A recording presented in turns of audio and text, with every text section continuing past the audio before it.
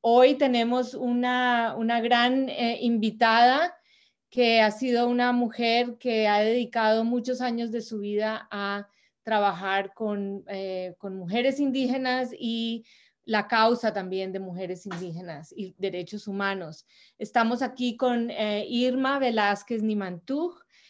Ella tiene un doctorado en antropología de la Universidad de Austin, Texas, y terminó su doctorado en el 2005. Es periodista, es escritora y es portavoz internacional por los derechos de la mujer indígena.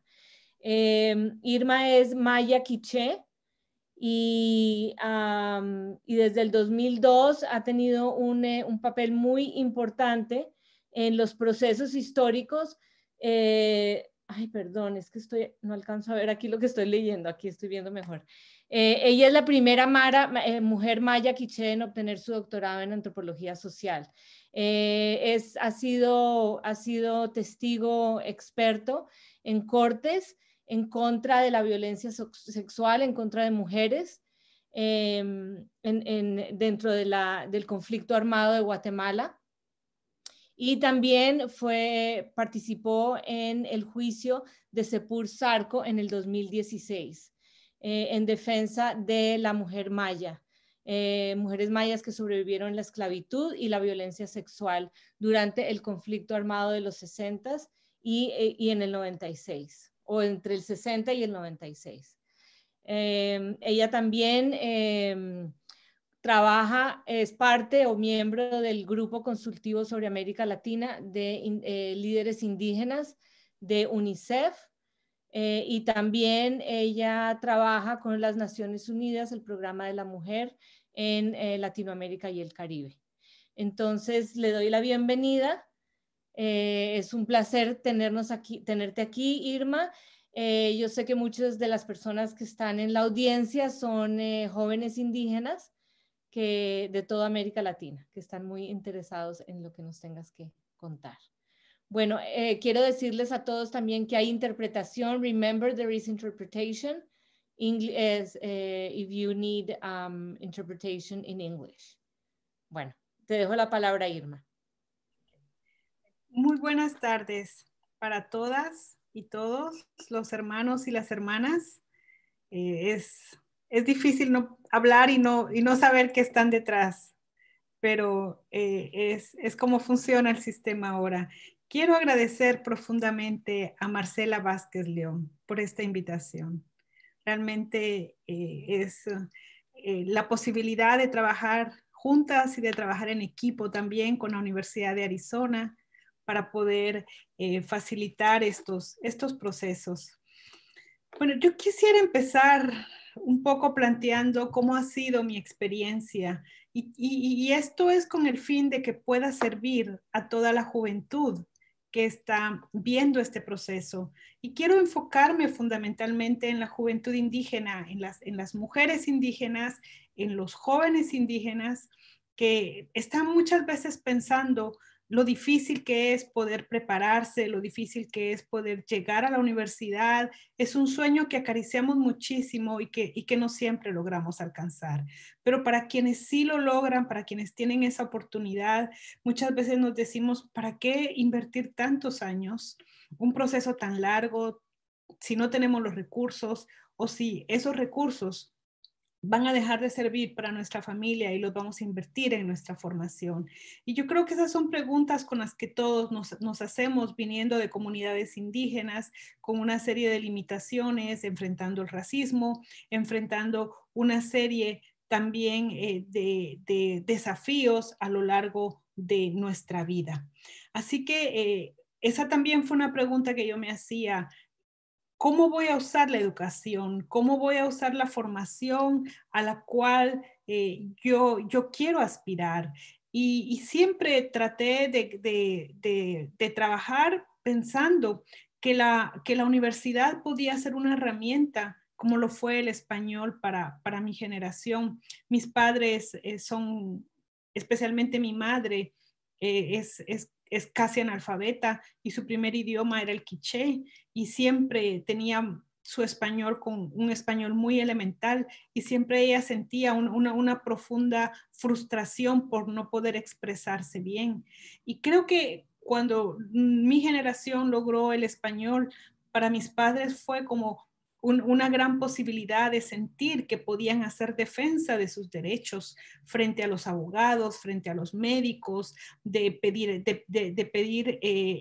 servicios porque tenían el derecho a hacerlo. Y creo que lo mismo pasa entonces cuando llegamos a la universidad. ¿Cómo usamos la universidad o cómo usamos los recursos educativos para acompañar a nuestras comunidades? Mi sueño siempre fue que venir de donde venía, con todas las limitaciones que eso había implicado, con todo el racismo que había vivido, tenía que servir de algo para la comunidad. Así que cuando yo termino mi doctorado, regreso a Guatemala convencida de que había que trabajar allá, especialmente porque mi país se estaba levantando de un genocidio atroz, un genocidio feroz que duró de mediados de 1975 hasta 1985-88 más o menos. Esto implicaba entonces que en el país habían una serie de demandas, habían acuerdos de paz, pero había que materializar estos acuerdos de paz. Así que regreso para trabajar con los pueblos de mi país, 22 pueblos mayas, más el pueblo Xinca y el pueblo garífuna, eran 24 pueblos. Y esta fue una experiencia formidable porque me permitió volver a recorrer mi país con otros ojos, ya con ojos teniendo herramientas de la antropología social. Y lo que encontré trabajando con la cooperación sueca fue que en casi la mayoría de pueblos indígenas, las mujeres querían escuchar fundamentalmente cómo usar los fondos para encontrar al papá que estaba desaparecido, cómo encontrar al hijo que había sido llevado durante la época del conflicto, querer saber en dónde estaba su esposo que había sido desaparecido, o querer encontrar los huesos de sus padres que habían sido masacrados. Así que esto me llegó a mí también a confrontar y a reconocer los enormes privilegios que yo tenía y entonces a estar más convencida que nunca que esta formación y esta educación que yo había alcanzado con un enorme sacrificio familiar y personal y comunitario tenía que servir de algo. Así que empiezo a trabajar fuertemente en toda la lucha por derechos humanos, por hacer que se cumplan los derechos políticos, económicos, sociales y culturales de los pueblos indígenas de Guatemala, que son la mayoría del país, una población de alrededor del 50, del 60% aproximadamente, en algunas regiones es mucho más alto. Y dentro de esto empiezo a involucrar cada vez más en estos procesos. Así que llega un momento en que están todos los juicios por justicia transicional y estos juicios necesitan de una participación y también de redes y necesitan también de abogados, de expertos que apoyen estos procesos. Y creo que estos juicios por justicia transicional nos dan un ejemplo de la capacidad que tenemos para construir redes a nivel nacional, pero también a nivel internacional y que son necesarios para avanzar en esas luchas por justicia, especialmente en países o en territorios que han enfrentado la represión estatal y que esta represión ha dejado un enorme dolor. Algo que siempre ha sido fundamental para mí es comprender que los pueblos indígenas no somos víctimas perpetuas, por un lado, y por el otro lado también comprender que no pueden romantizar nuestras vidas. Somos seres humanos, somos mujeres, hombres, niños, adultos, ancianos, con sueños, con aspiraciones individuales, colectivas, que se traslapan en diferentes momentos y que esto es parte también de construir nuestras comunidades. Así que teniendo esto en mente, me empezaron a solicitar que apoyara algunos peritajes y es de este tema que quiero trabajar hoy, explicar un poco cómo estos peritajes han sido importantes. Solo voy a hablar de uno no puedo hablar de todos por el tema del tiempo, pero voy a hablar de uno que fue el que realicé para el caso de Sepursarco. Y quisiera que para este caso, para poder comprenderlo en toda su magnitud, ustedes pudieran ver un video. Es un video de 10 minutos en el cual se explica cuál es el contexto del caso y en sí cuál es el centro alrededor del cual giró este caso que se volvió paradigmático para el caso de Guatemala, pero también para las mujeres indígenas del mundo. Así que pediría, por favor, si pudieran ustedes ver este video, es de 10 minutos y nuevamente retornamos para poder continuar con la discusión. Les puse el video, lo acabo de poner en el chat. Entonces está en YouTube para que lo miren. Entonces en 10 minutos volvemos. Sí. Ok, son las 17, entonces las 27. Ok. ¿Cuánto tiempo tengo, Marcela? Tienes media hora más. Media hora. Media hora, ok. Ellos vuelven entonces, sí. Sí. Ok. De hecho, yo lo voy a poner también para verlo. Sí, por favor. De acuerdo a lo declarado por los testigos, el acusado... De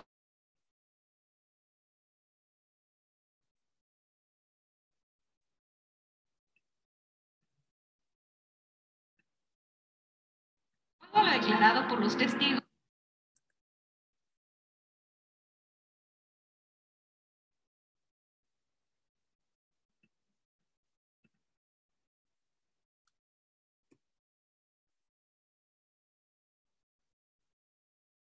Ya, Marcela.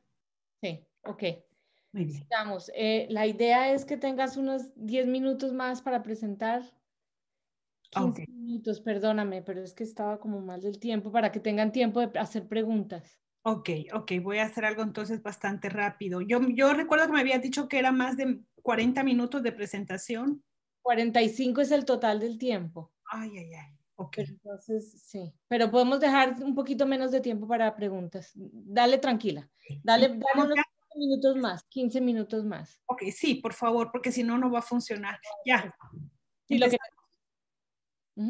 ¿Ya? Ok, muy bien. Muchas gracias. Espero que hayan podido ver este video y que ahora tengan ya el contexto del caso que estamos hablando. Este es el caso de Sepursarco. Ahora sí voy a compartir mi pantalla con ustedes y voy a mostrarles cuál fue mi responsabilidad dentro de este juicio. Aquí yo tuve la responsabilidad de hacer el peritaje cultural y fundamentalmente el trabajo era encontrar los quiebres que se habían producido en la vida de las mujeres que habían sobrevivido esta esclavitud. Así que este peritaje ahora ya es un libro. Yo voy a dejarles el link para que ustedes puedan acceder y lo puedan trabajar con mayor detenimiento. Y aquí lo que vamos a ver es un poco lo que fue este proceso de trabajarlo.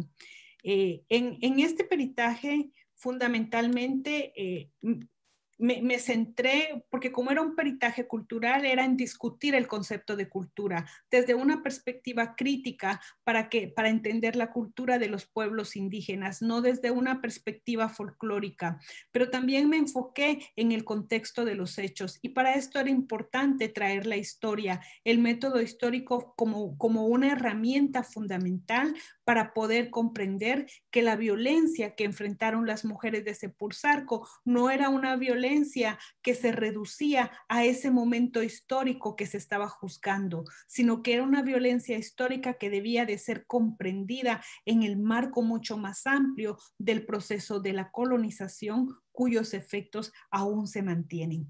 También trabajé con un marco teórico en donde la equidad étnica y la equidad de género eran fundamentales, así como también la equidad racial. Haciendo historias de vida fundamentalmente como una forma de aprender de la vida de las señoras, de las que habían sobrevivido y que estaban llevando este juicio.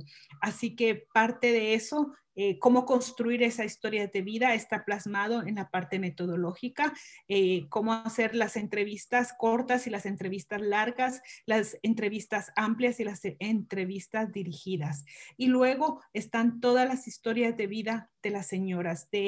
Una de ellas pues murió después de que yo la entrevisté, doña Magdalena Pop, y hacer las historias de vida fue algo muy hermoso porque realmente fue aprender de esa resistencia larga que tenían las señoras desde que ellas recordaban, desde que eran niñas, de cómo sus padres habían migrado en busca de tierra, habían tratado de construir su comunidad y cómo estaban tratando de legalizar la tierra y cómo esto provocó entonces que el Estado se levantara contra la comunidad, siendo una región en donde no estaba concentrada la guerra estaba en el otro extremo del país.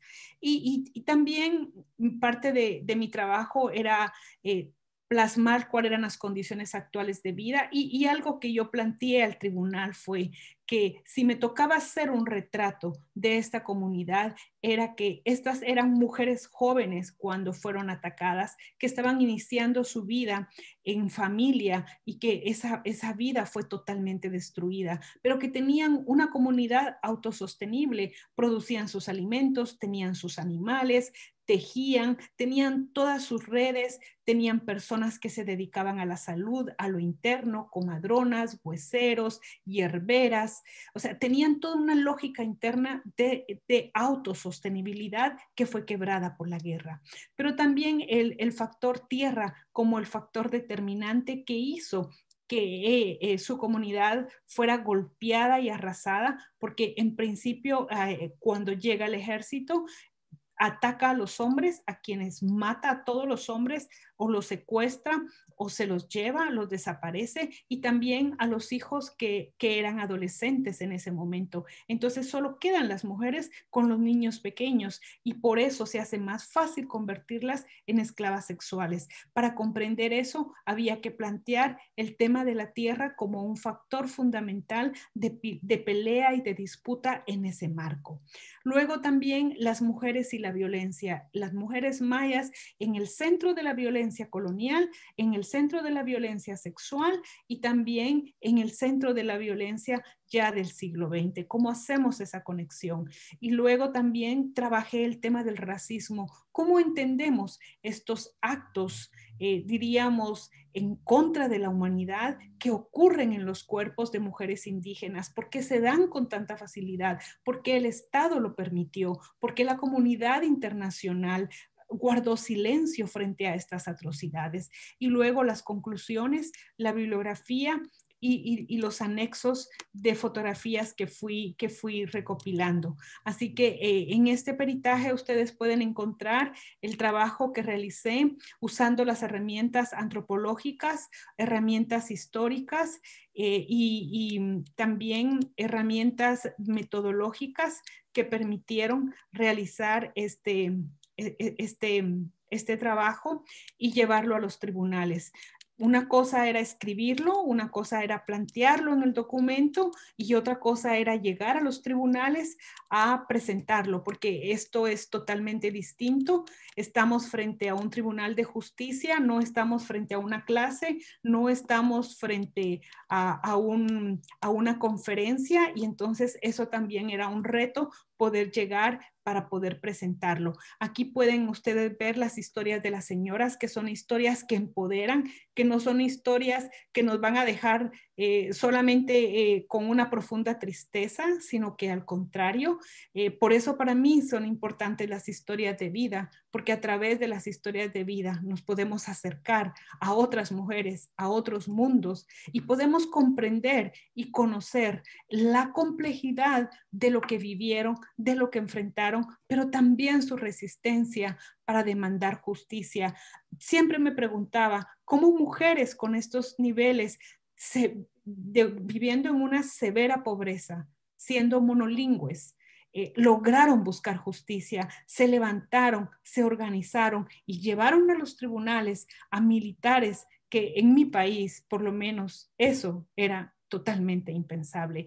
Quiero ahora aprovechar para que vean el otro video, que ahí brevemente se resume mi trabajo ya en el tribunal de alto impacto. No, son 8 minutos, pero solo pediría que si pudiéramos ver 5 minutos para que ustedes tengan una idea de lo que implicó presentar este trabajo, ya la investigación y lo que significó llevarlo a los tribunales. Entonces, por favor, Marcela, si podemos ver el siguiente video y volvemos en 4 minutos. Puedes dejar de compartir pantalla porque no puedo abrir el chat. Muchísimas gracias. Un poco ustedes vieron en el video de manera resumida el trabajo que me tocó hacer frente al tribunal de uno de los tribunales de mayor riesgo de Guatemala y presentar este peritaje, lo cual implicó hacer una presentación alrededor de 3 horas y media para poder presentar. Entonces, parte de mi estrategia fue usar de la mejor manera que yo pudiera toda la información que yo había recogido. Realizar este peritaje para mí implicó invertir 3 años. 3 años en los cuales fueron también sumamente dolorosos, porque cada vez que yo viajaba a la comunidad y regresaba en bus o regresaba de cualquier forma en carro, yo siempre pensaba, ¿cómo pudo ocurrir esto en mi país? ¿Y cómo puedo yo contribuir a que esto nunca más pueda ocurrir? Sin duda no puedo hacer mayor cosa, pero teniendo la responsabilidad de un peritaje y teniendo la posibilidad de estar ante un tribunal de esta magnitud y un juicio como este, era la posibilidad de poder hacerlo. Y yo comprendí que precisamente porque había tenido un doctorado, porque había logrado esa posibilidad, que sin eso no era posible. Y eso entonces, ese es el mensaje que quiero dejar, que muchas veces pensamos que ciertos procesos no van a servir a nuestras comunidades, pero la estrategia está en tratar de ver qué es lo que sí podemos aplicar a nuestra comunidad. Y quiero pensar en todas las herramientas del proceso de colonización, de ese proceso largo de colonización y cuyos efectos todavía enfrentamos y cuyos traumas están presentes en nuestras vidas personales y también en nuestras vidas de nuestras comunidades, y que en medio de esta crisis que estamos viviendo la sentimos con mucha más, cómo afectan, cómo atraviesan la vida de las y de los integrantes de nuestras comunidades. Pensar que esas herramientas pueden ser usadas también para los procesos de liberación, como hemos usado el español, como usamos otra serie de herramientas y de recursos. Yo sé que no tenemos mucho más tiempo, pero quiero terminar compartiéndoles a ustedes esta fotografía. Esta fotografía fue tomada el día que me tocó dar el peritaje frente al tribunal, y yo almorcé con las señoras de Sepursarco. A mis hermanas, a mis abuelas, era sentirme que yo puedo. Y ellas me dijeron, no te preocupes, solo anda y da nuestra voz. Que piensen que muchas veces,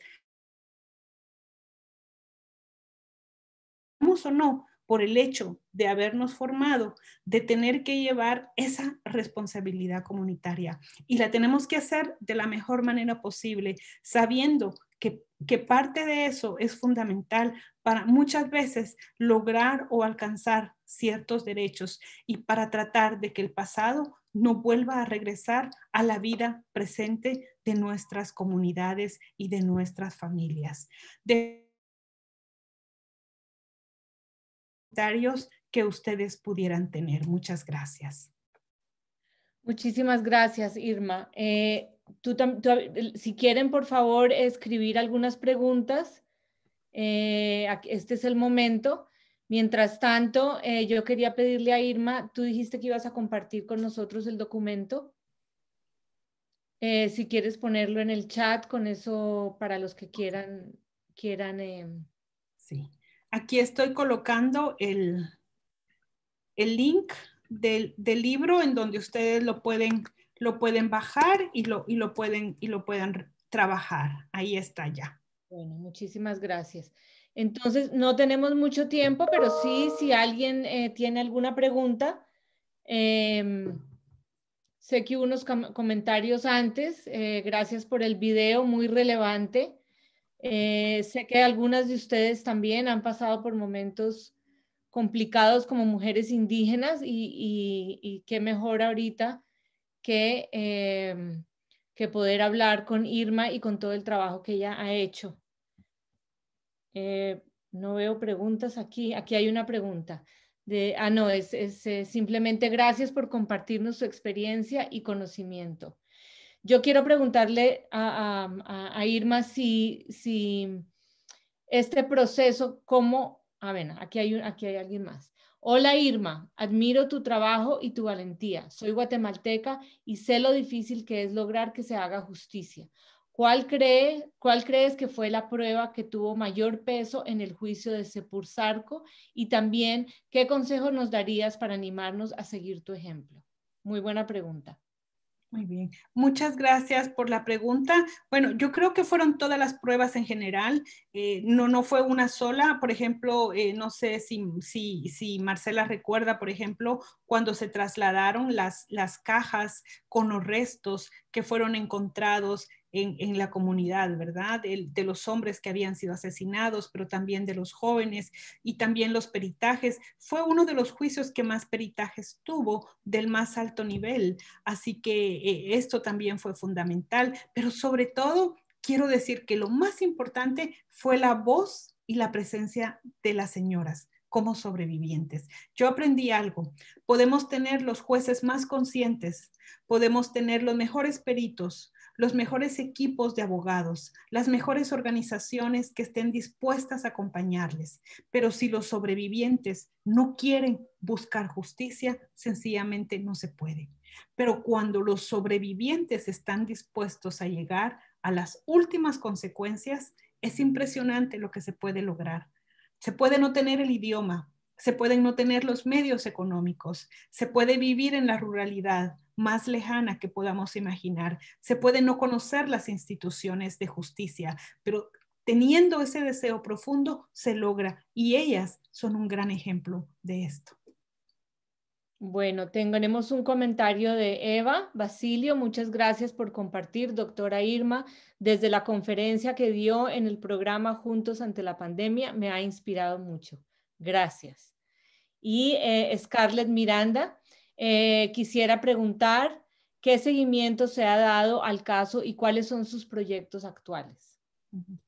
Bueno, el caso, como lo dijo una de las abogadas principales en el video, que es Paula Barrios, ha sido tratar de materializar las reparaciones. No vamos a entrar ahorita en esto, pero yo no estoy de acuerdo con las reparaciones que se dieron. Es una de mis críticas más grandes que hay a este proceso, pero no es el tema. Sin embargo, parte del proceso es materializar esas reparaciones que el Estado se comprometió a hacer y se está en eso, pero ha sido lento.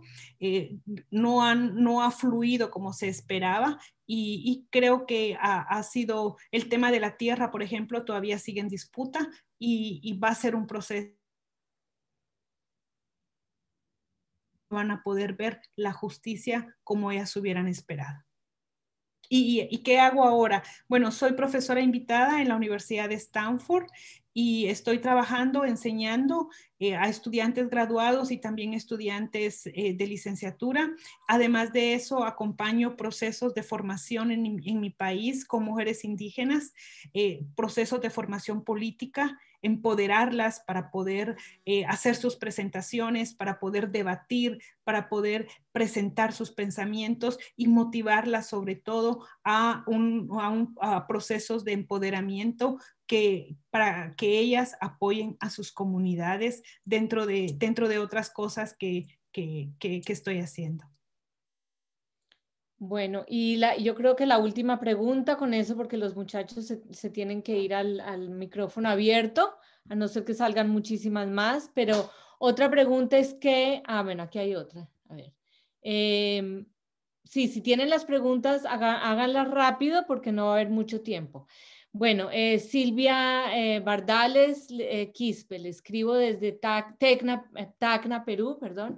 Luego de 73 días de búsqueda, hoy hallaron el cuerpo de una joven en un pozo de más de 80 metros de profundidad junto al cuerpo de otras mujeres. El principal sospechoso es un policía que está prófugo. Es muy lamentable cómo el juez, a pesar de todas las pruebas contra el sospechoso, lo dejó libre. Conocer casos como el que nos mostró me da esperanza. Gracias. También hay otra pregunta, y dice, seguimos en la lucha. Y hay otra pregunta, ¿qué consejo le daría a mujeres indígenas hoy en día, jóvenes, que han sido violadas sexualmente? ¿Cómo encarar eso? Bueno, yo creo que hoy estamos mejor que años atrás. Cuando se inició el juicio por Sepursarco, hablar de violencia sexual, créanme que era un tabú, era algo sumamente difícil y era sumamente complejo poder hablar de esto.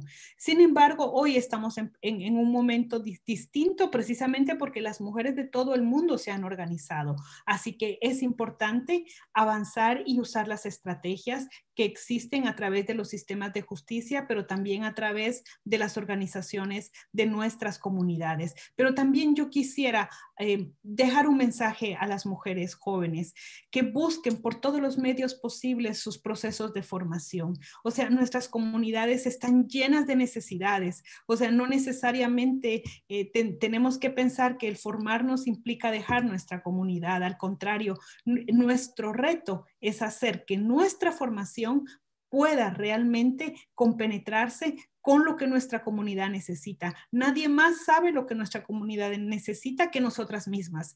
Todos los procesos de desarrollo internacional han fracasado. Y ahí están los millones que se han invertido. Y la realidad de las mujeres y de los pueblos indígenas ha cambiado muy poco. Al contrario, se ha deteriorado. Es ahí donde nosotros y nosotras tenemos la responsabilidad de entrar con nuestras habilidades, con hacer realidad nuestros sueños. Nuestros sueños deben de ser realidad en nuestras propias comunidades, antes de pensar que debe ser fuera.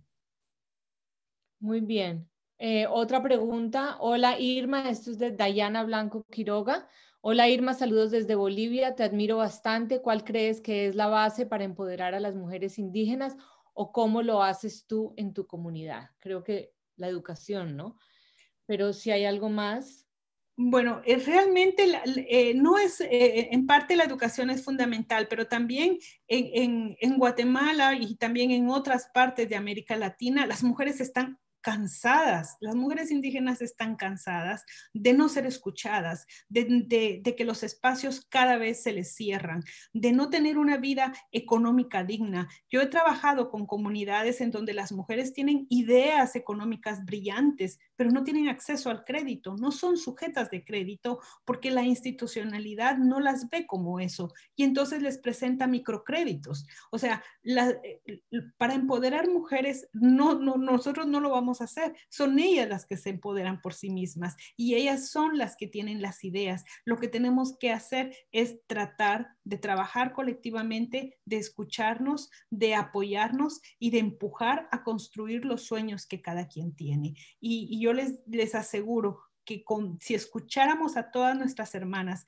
nos sorprenderíamos de ver la capacidad, la imaginación, la creatividad de construir familias, sociedades, comunidades distintas a las que hoy tenemos.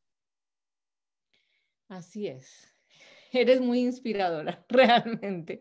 Tengo Eva Basilio y después Dayana Blanco también. Quisieran ver cómo se pueden contactar contigo. Eva Basilio dice, podríamos escribirle para invitarla a dar una plática, una conferencia una conferencia. Es que no.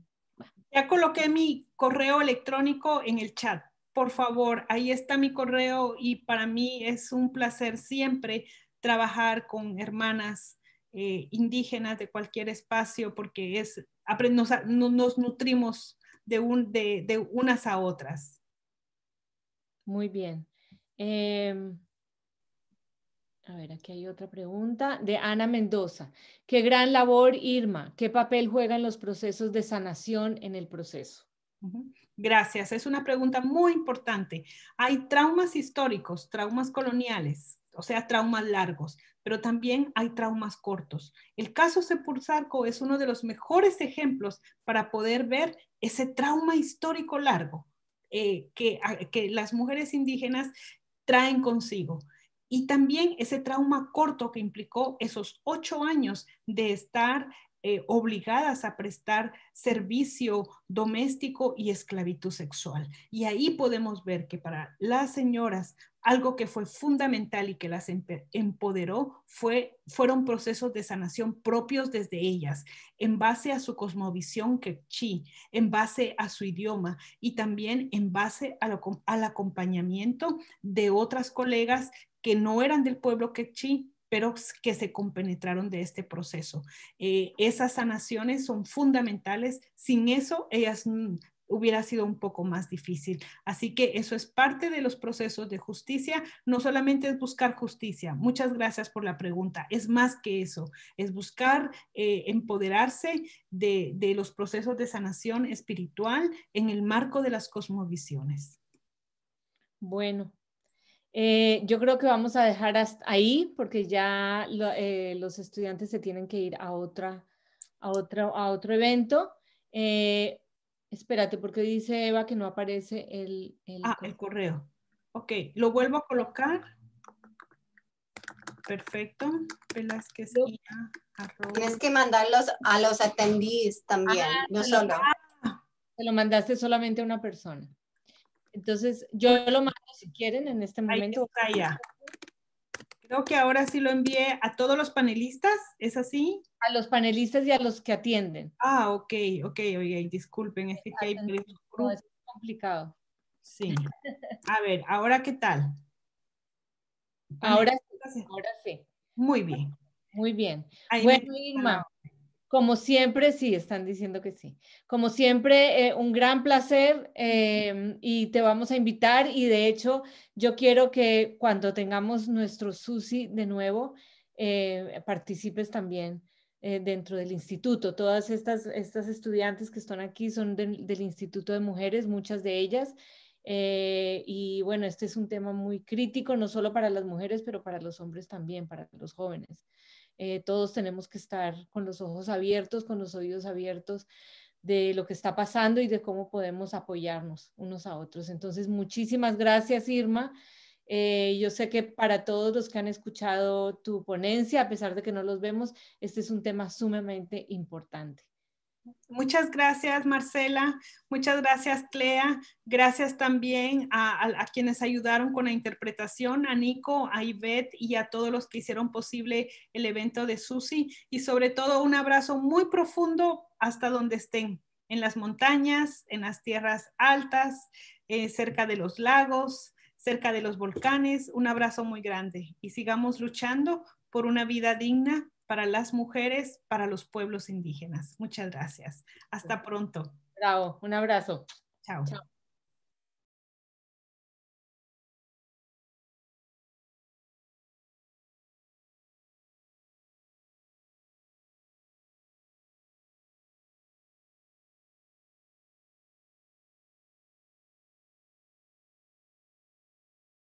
Bueno, iniciamos con la presentación de Helga. Primero que nada, pues es un honor para mí presentarles a Helga Mercedes Weiner Ruiz.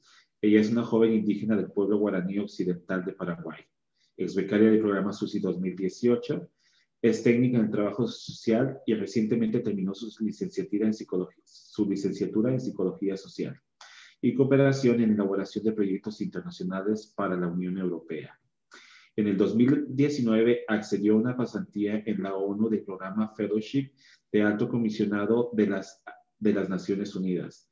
Actualmente está trabajando en la región occidental de su país en casos de vulneración de derechos humanos en la niñez y adolescencia indígena, además de ser mediadora en conflictos territoriales y consultora independiente a nivel nacional. Pues muchísimas gracias por estar con nosotros esta tarde, Helga. Es una gran amiga y nos conocemos pues del instituto.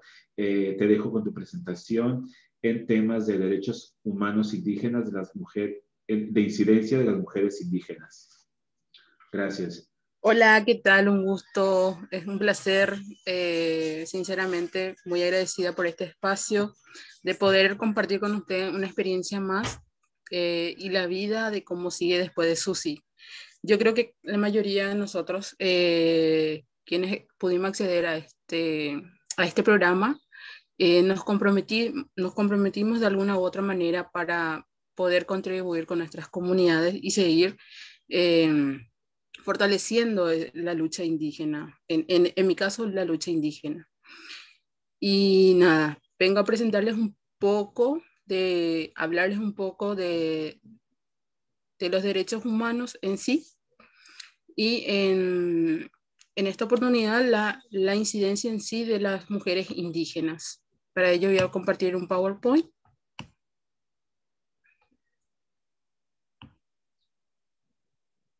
Un ratito.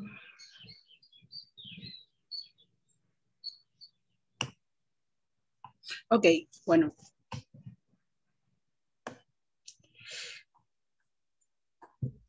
Derechos humanos y la incidencia de las mujeres en sí se llama mi propuesta para el día de hoy.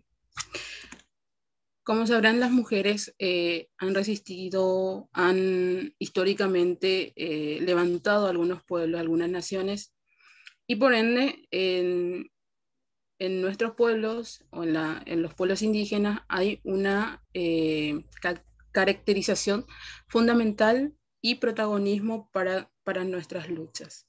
Es decir, las mujeres indígenas enfrentan discriminación por su género, por su situación de pobreza y por ser indígenas. Creemos que la clave para prevenir esta situación es apoyar los procesos de empoderamiento de las mujeres indígenas, quienes se pueden convertir en las lideresas del mañana.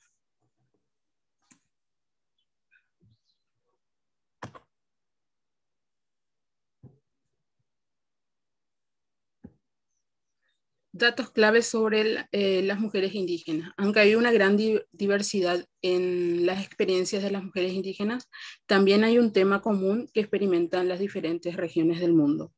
Una discriminación transversal que afecta a todas las esferas de la vida, exacerba las desigualdades, los bajos niveles de educación y alfabetización en comparación con los hombres indígenas, lo que resulta en un bajo acceso a la participación política y en los espacios de toma de decisiones.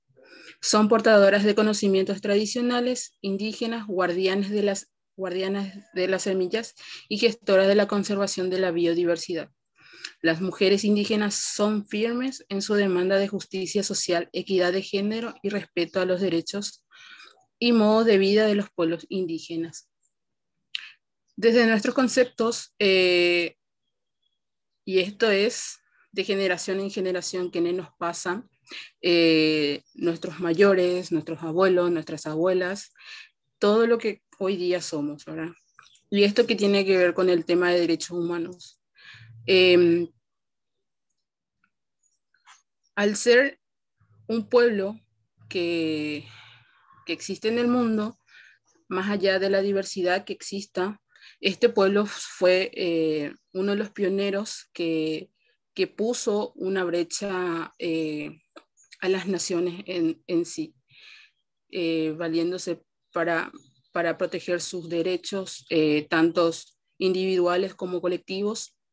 Es ahí donde venimos o se viene con la lucha dura, con la dura lucha, perdón, para seguir velando por las garantías de cuidado de la vida y sobre todo que se dé un protagonismo firme a las mujeres y que sigan ellas tomando las decisiones, porque si bien se sabe que los hombres contribuyen a un gran liderazgo, las mujeres han sido sobre todo fundamentales y han sido estrategas para la aplicación de estos derechos dentro de los diferentes gobiernos que existen hoy día, en este caso en América Latina. Por ejemplo, Rigoberta Menchú, indígena Quiché, es la primera ganadora de un premio Nobel por la paz. Ella es una gran activista de su país, ¿verdad? Y, por cierto, siempre ha mantenido que la paz es sobre todo la esencia de seguir construyendo un mundo más armonioso. Y es de lo que hablaba, la contribución de las mujeres al patrimonio cultural de los pueblos indígenas. Según cálculos de las Naciones Unidas, en nuestra región viven más de 23 millones de mujeres indígenas que pertenecen a 670 pueblos. Durante siglos, la mayoría de estas mujeres vivían en poblaciones rurales. Actualmente, especialmente desde los censos del 2010, se observa que un alto porcentaje, cercano a la mitad, vive en un espacio urbano. Esto tiene efectos importantes no solo en el acceso a servicios de salud, educación, agua y vivienda, sino también relaciones sociales, culturales, en la posibilidad de mantener las costumbres, tradiciones y elementos simbólicos identitarios.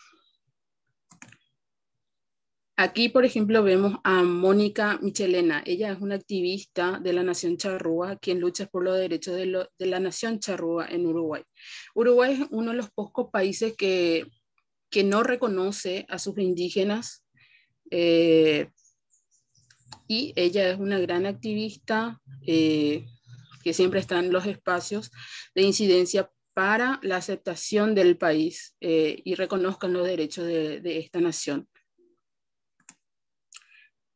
Las mujeres indígenas tienen un rol clave dentro de sus pueblos, en lo que se refiere a la transmisión intergeneracional de sus tradiciones espirituales, historia de sus pueblos, su filosofía y en la defensa de la tierra, el territorio y los recursos naturales.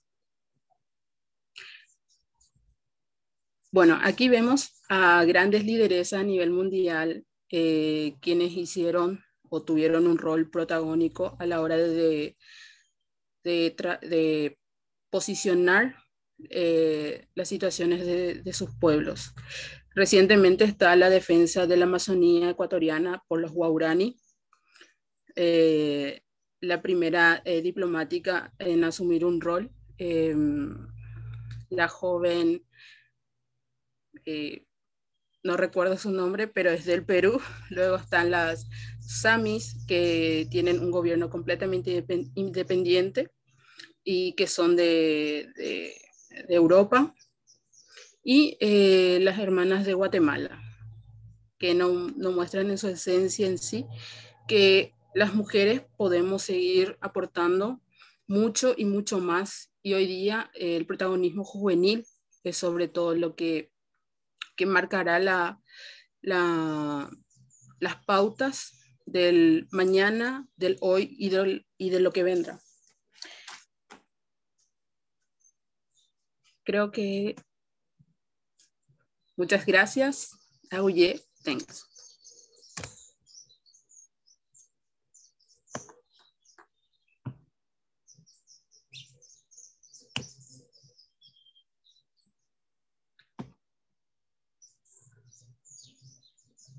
Bueno, te tengo una pregunta para ti, y eso lo hablábamos hace un poco, sobre, en una conversación que hemos tenido, que tuve contigo, hablábamos sobre la participación tuya en problemas sociales, que es lo que tú haces, y se me viene a la mente la pregunta en relación a lo que es la salud pública y lo que estamos viviendo con COVID.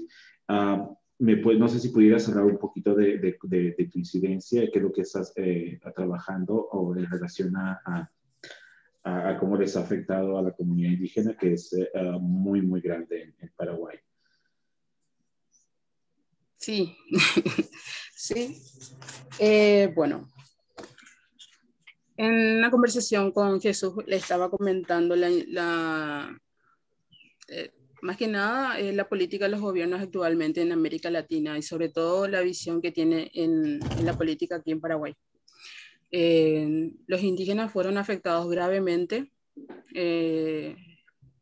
y fue golpeado en sí por la pandemia, no solamente por la enfermedad, sino en todo lo que tenga que ver su aspecto político, social y cultural. Es decir, que hubo un efecto sumamente negativo que siéndote clara, no hay una información exacta de cuál es el impacto real que hoy día están dentro de las comunidades indígenas. Pero sí tuve la oportunidad de poder mediar algunas situaciones en cuanto a salud, ¿verdad? Si bien se sabe, a nivel mundial existen 2 hospitales que se denominan hospitales indígenas, una que está en México y otra que está en Paraguay, pero estas no contribuyen tampoco a la esencia de hospital indígena y que implica ser un hospital indígena hoy día. Y aparte de ello está la situación de Paraguay en sí en el tema del COVID, que a principios de la pandemia Paraguay fue uno de los pocos países, o uno de los primeros países que adoptó medidas para poder cerrar sus fronteras y tomar las medidas correspondientes en contra de esto. Tal es así que también se hizo un gran préstamo de $1.600 millones, la cual iba a ir destinado tanto para salud, educación y empleo, y en empleo y desarrollo social. Y entonces este tema de desarrollo social iba en proyectos para paliar el hambre.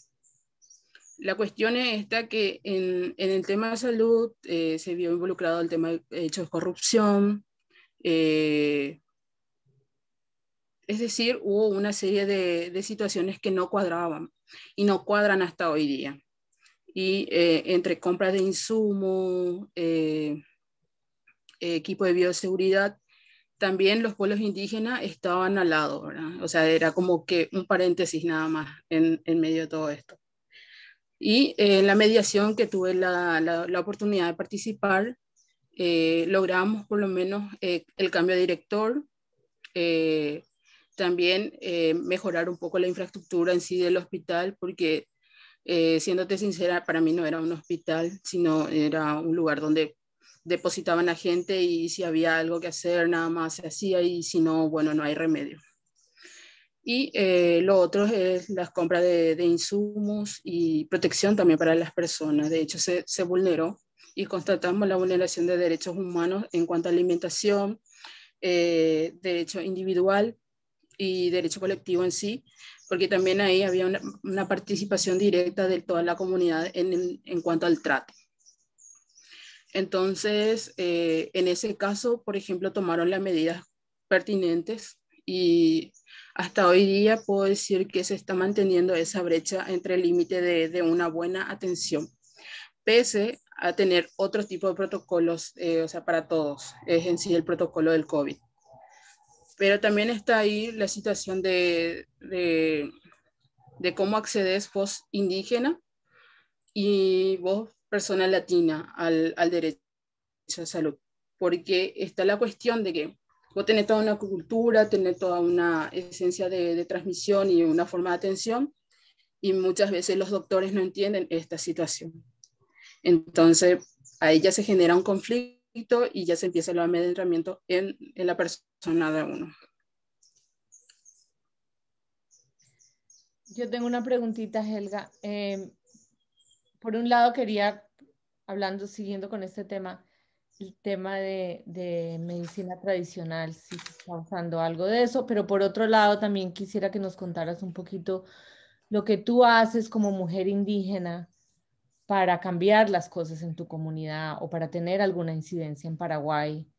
¿Cuál es tu aporte? Quisiera oír un poquito más sobre ese tema. Y también sobre el tema de medicina indígena y cómo y si se está usando en relación al COVID. 2 preguntas totalmente, que no tienen nada que ver una con la otra, pero... Sí, de hecho, no, sí, no, de hecho, la medicina tradicional lo venimos usando, hasta yo uso medicina tradicional. Prefiero usar 1000 veces medicina tradicional que una medicina, una pastilla que me venden los fármacos, las farmacias, perdón. Y sí, tuvimos como un webinar de compartir con los hermanos de Bolivia, el otro pueblo guaraní que está en Bolivia. Entonces ellos comentaban la forma en cómo ellos iban curándose del COVID, porque ellos sí le pegó duro. O sea, ellos sí tuvieron una considerable...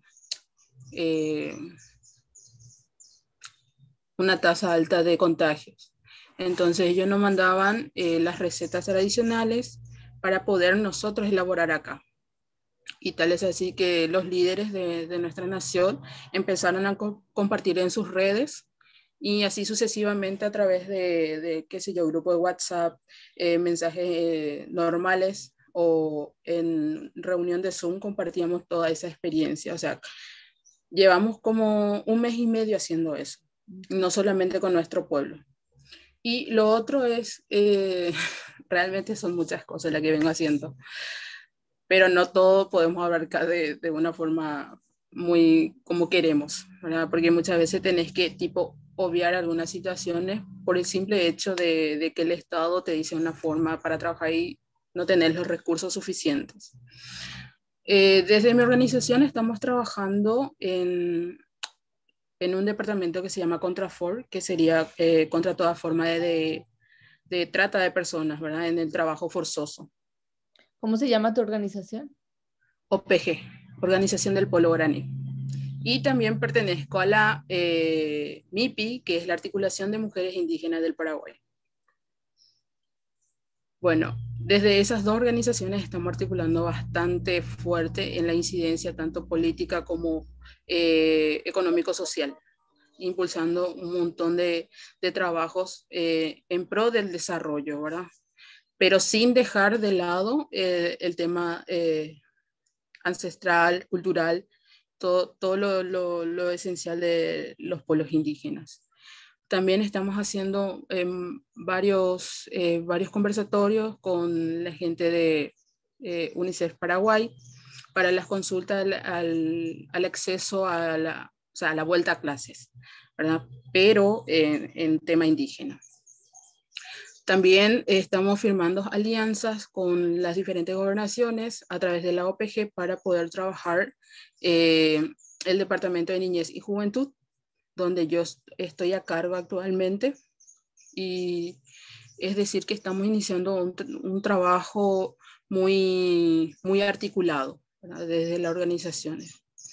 Y también, aparte lo del tema de la consultoría, que es algo nuevo para mí realmente,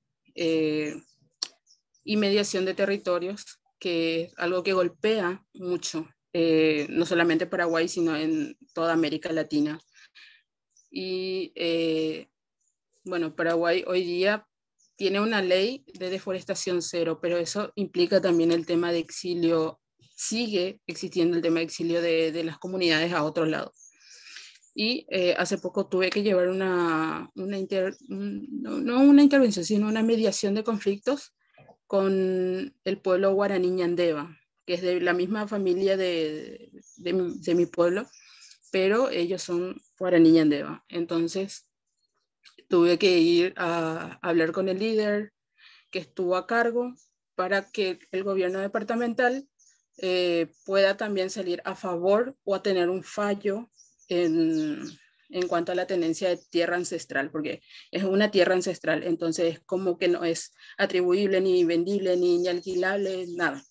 Entonces hubo una empresa privada de 3, no quiero decir menonita, pero bueno, son 3 extranjeros, y ellos también vieron por el otro lado de la política, y se valieron a través de senadores, diputados, para que salgan a favor de estos empresarios, bueno, que ya tenían ya tenían un montón de cabezas de vacas y ya habían talado casi el 30% del bosque que había ahí dentro del territorio ancestral. Luego también saltó la corrupción que hubo por parte del director del INDER, que es el Instituto de Fiscalización de Tierras. Y ahí, hablando con el nuevo director, salió el fallo a favor de la comunidad. Ahora solamente falta que salga la resolución de titulación del nombre para la comunidad.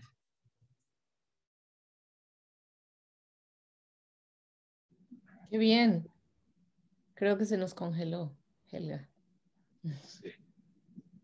¿Estás ahí, Helga? ¿Nos escuchas? Bueno, pasó anteriormente, espero.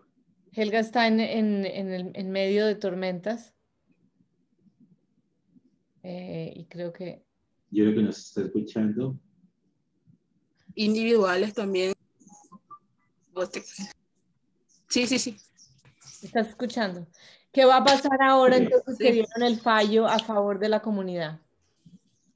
Y solamente quedaría la parte del Instituto Nacional del Indígena, apoyar esa gestión para la titulación de la tierra a dicha comunidad. Y una vez que se le dé titulación, ¿tú crees que la gente sí va a poder entrar?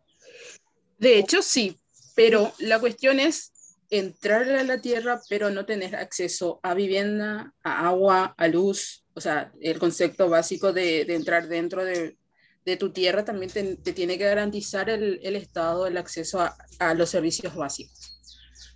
Entonces, es como que ¿qué ofrecemos? ¿Verdad? ¿Qué reparación damos también a ellos? O sea, sí, va a haber una sanción también que se le sancione a las personas que vinieron a invadir una propiedad privada, transferible e invendible, ¿verdad? No. ¿Y qué reparación habrá para esta comunidad? ¿Verdad? Porque vos talas el árbol y tardan casi 50 años en crecer, entonces es como que ¿qué solución hay a mediano o corto plazo? ¿Cómo ves tú el liderazgo de la mujer indígena en el futuro de Paraguay? Perdón.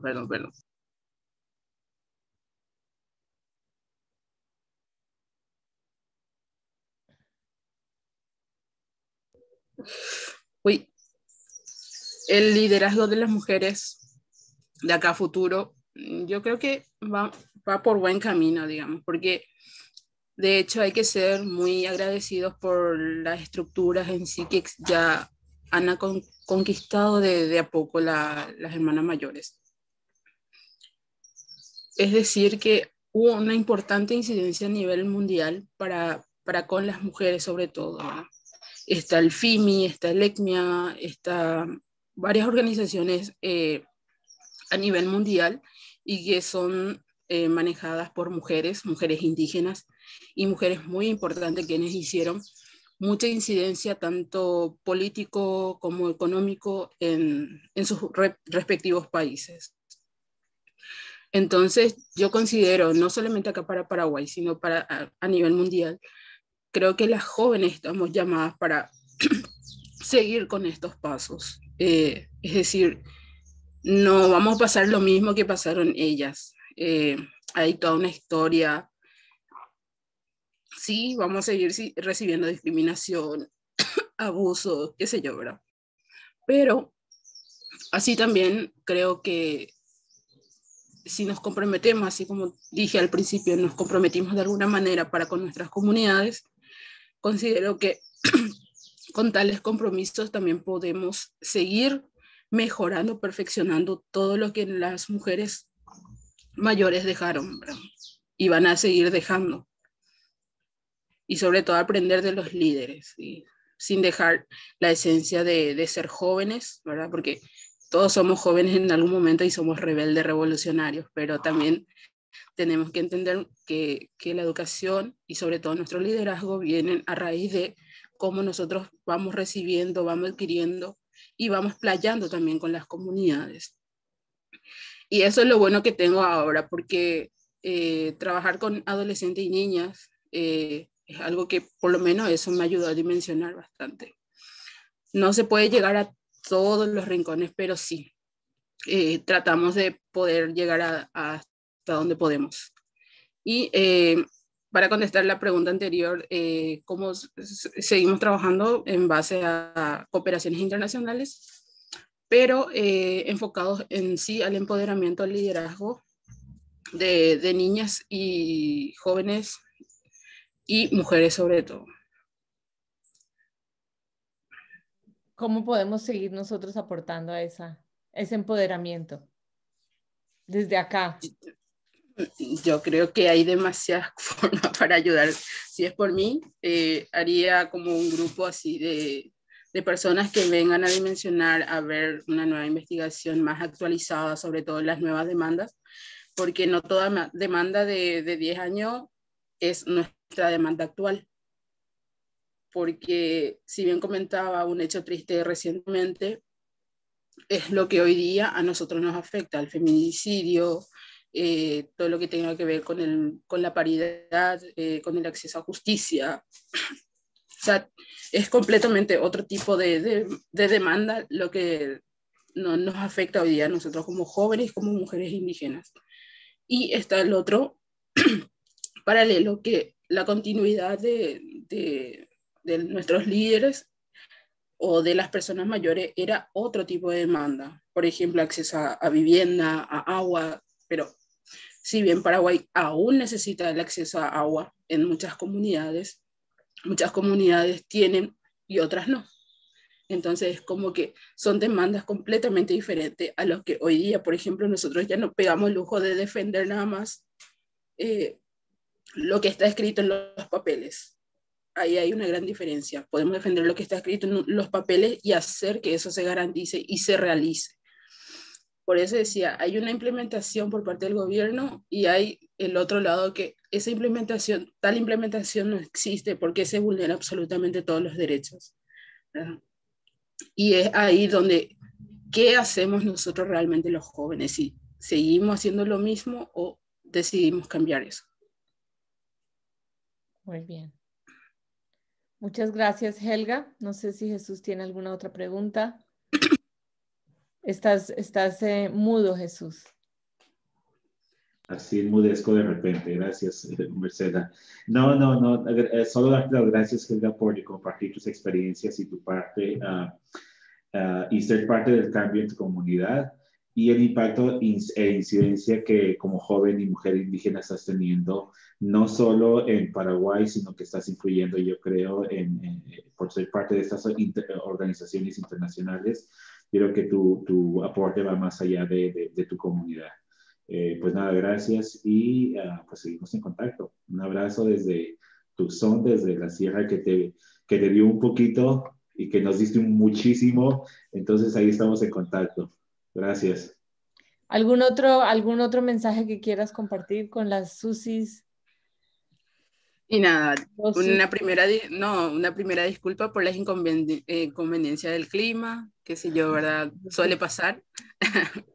Y nada, yo creo que si Susi me hizo o me formó de tal manera o me mentalizó de otra manera, fue para bien. Y considero de que si hay una firmeza en nuestras convicciones en el tema de educación, que lo transmitamos, que no se quede para nosotros, sino que se transmita esto de generación en generación. Y Susi creo que es un impulso a eso, ¿verdad? Y si tipo Susi termina ahora, creo que van a haber otro liderazgo que van a quedar en la deriva y no va a haber ese descubrimiento en sí. Y Susi genera una potencialidad que creo que muchos necesitan saber o descubrirse sobre todo. Nada, y eso, muchísimas gracias. Gracias por tu trabajo y continúa así adelante. Y esperamos poder ir a Paraguay a verte. Vengan. Ya, Pero voy a parar la grabación. Bueno, chao, gracias.